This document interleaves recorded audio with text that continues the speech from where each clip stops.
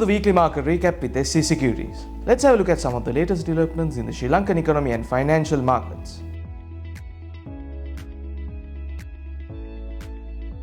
Sri Lanka's economy is showing strong signs of recovery, with Fitch projecting 3.9% growth in 2024 and an average of 3.6% through 2025-2026. Industrial growth surged by 11.3% in first half of 2024 and services recovered by 2.7%, signaling a rebound from last year's contractions. Inflation has been curbed, dropping to 0.6% in August 2024 after peaking at 67% in 2022. Gross foreign currency reserves have risen to $6 billion, partly due to a suspension of external debt services, while tourism and remittance have improved the current account balance. The country is also progressing with its debt restructuring, and a preliminary agreement has been reached with international creditors including China Development Bank. Despite remaining in default on foreign obligations, the stabilization of the banking sector and the IMF projection of a gradual debt reduction highlight an optimistic outlook for Sri Lanka's economic future. The Asian Development Bank has revised Sri Lanka's GDP growth forecast for 2024 to 2.6%, citing stronger than expected industry expansion and modest growth in services and agriculture. Looser monetary policy improved public financial management and progress in debt restructuring, contributing to a positive outlook for the economy. Inflation remained subdued in the first half of 2024, with a year-on-year rise of only 2%, supported by a reduced utility prices, a stronger rupee, and a weaker consumption demand. Forward-looking indicators show continued improvement, with purchasing managers' indexes for manufacturing, services, and construction staying in expansionary territory. Despite some downside risks like delays in debt relief agreements and external factors, growth projections for 2024 and 2025 have been revised upwards. ADB also notes that the sub-regional economic outlook remains stable or improved for most countries.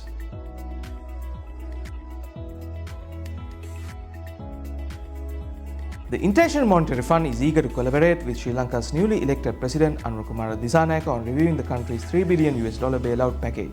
Discussions regarding the third review of the IMF supporter program are expected to take place soon, as the organization acknowledges the progress Sri Lanka has been made in the economic recovery since its 2022 crisis. President Dissanayake has expressed intentions to renegotiate some terms of the loan package, which include unpopular tax hikes and spending cuts. However, altering the terms could delay the release of additional funds from the IMF. Investors and the IMF are hopeful that the new president will maintain the core elements of the loan plan while possibly seeking modifications. The IMF also highlighted that Sri Lanka's agreement with bondholders marks significant progress in the country's debt restructuring process.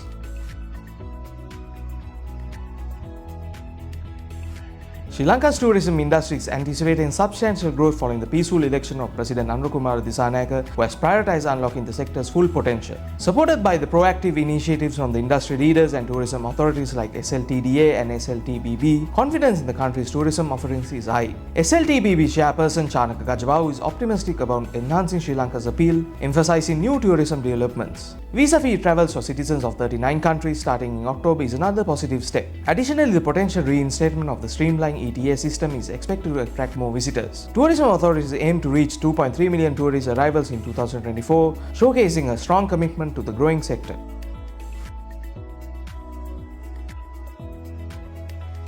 Sri Lanka's apparel sector recorded significant growth in August, with export earnings expanding by 22% year-on-year, reaching $485.62 million. This performance pushed cumulative earnings for the first 8 months of 2024 past the $3 million mark, up by 2.41% compared to the same period in 2023. The growth was driven by strong export increases to key markets like the United States, 22.9% year-on-year, and the European Union, 18.84% year-on-year. Exports to the UK and other markets also showed notable growth, with 17.74% and 30.91% year-on-year increases respectively. Despite a slight contraction in EU exports for this year, the overall positive performance highlights optimism in Sri Lanka's apparel sector.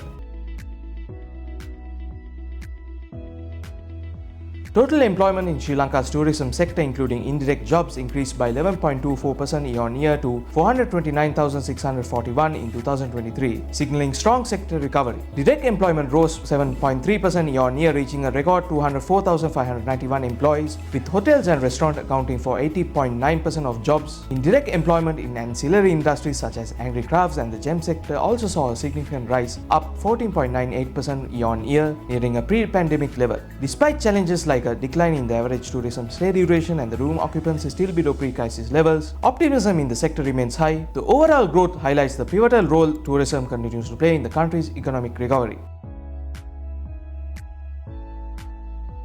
With the recent Treasury-bill auction, the 91-day T-bill rate stands at 10.49%, showing no change. The 182-day T-bill rate stands at 10.72%, showing a decrease of 4 basis points, and the 1-year T-bill rate stands at 10.05%, showing a decrease of 2 basis points.